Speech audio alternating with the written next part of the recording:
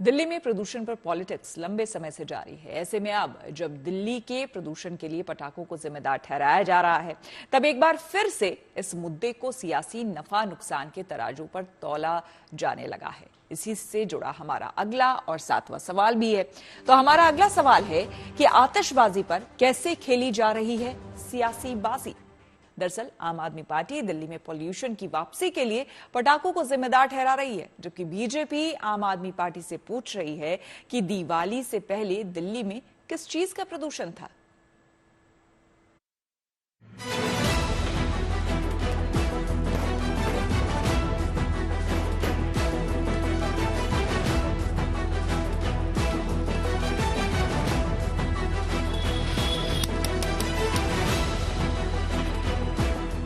दिवाली की रात राजधानी दिल्ली का आसमान रोशनी और पटाखों की गूंज से गुंजायमान रहा।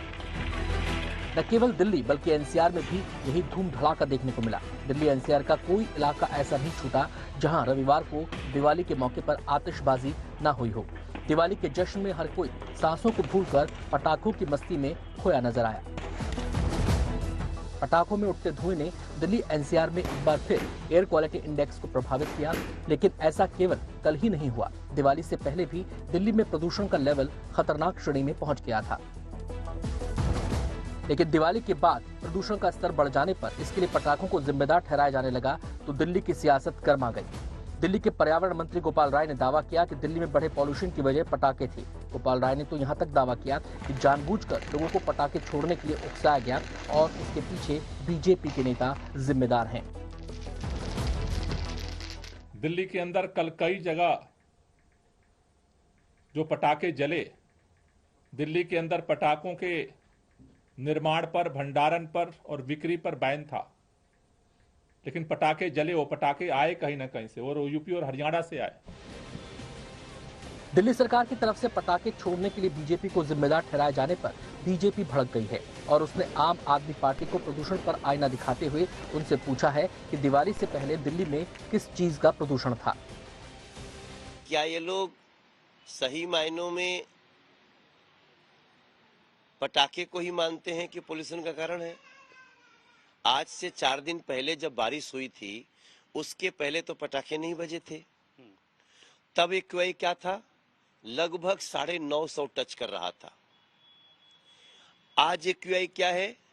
आज 800 के आसपास है।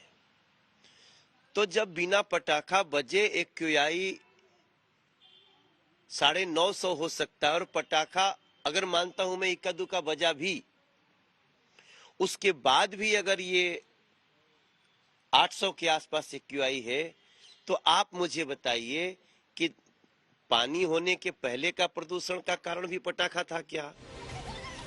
दिल्ली में पटाखों के रखने, खरीदने और बेचने सब पर सुप्रीम कोर्ट ने रोक लगा रखी है, लेकिन इस रोक के बाद भी कल दिल्ली एनसीआर में धड़ल्ले से पटाखे छूटे, कहीं किसी तरह की बंदिश नजर नहीं आई। गोपाल राय ने आरोप लगाया कि दिल्ली में पटाखे हरियाणा और यूपी से आए और वहां की सरकारों ने उसे रोकने के लिए कोई कदम नहीं उठाया, जबकि बीजेपी ने गोपाल राय के दावों पर पलटवार करते हुए कहा कि आम आदमी पार्टी जानबूझकर सनातन संस्कृति और परंपराओं पर प्रहार करने में जुटी है। अगर पटाखे चोरी छुपे लाए गए तो ये सामान्य लोगों का काम नहीं है। आम आदमी ये काम नहीं कर सकता। यूपी की पुलिस है, हरियाणा की पुलिस है और दिल्ली की पुलिस है। 3-3 पुलिस के मॉनिटरिंग के बीच में एक आम आदमी पटाखों का इतने बड़े पैमाने पर दूसरे राज्य से दूसरे राज्य में सप्लाई नहीं कर सकता। ये खास लोगों ने किया है। मैं बोलना चाहता हूं ना, कृपया हिंदू संस्कृति के रीत रिवाज, पर्व त्योहारों के पीछे हाथ धो के मत पड़िए। मूल क्या है? आम आदमी पार्टी दिवाली के पीछे पड़ी है। उसका बस चले तो दिया जलाना भी बंद कर दे, करे उसमें भी वो जो घी से और तेल से जो धुआं निकलता है ना, उसी से पोल्यूशन हो रहा है।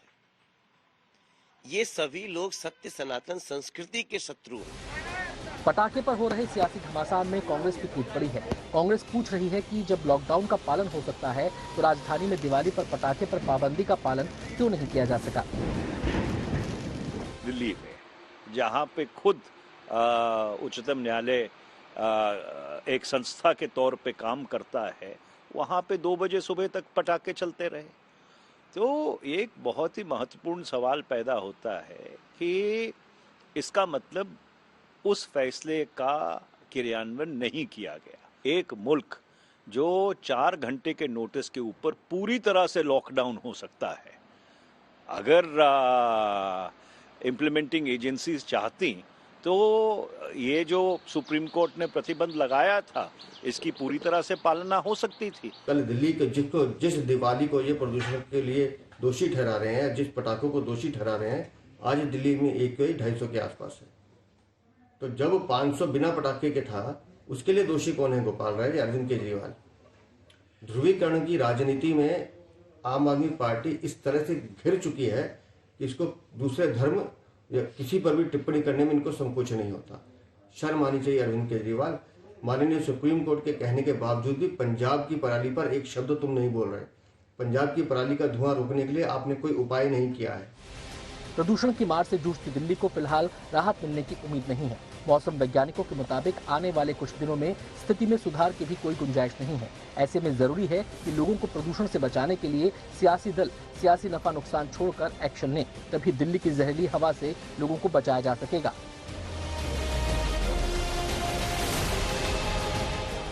दिल्ली से राम किंकर के साथ bureau report, good news today.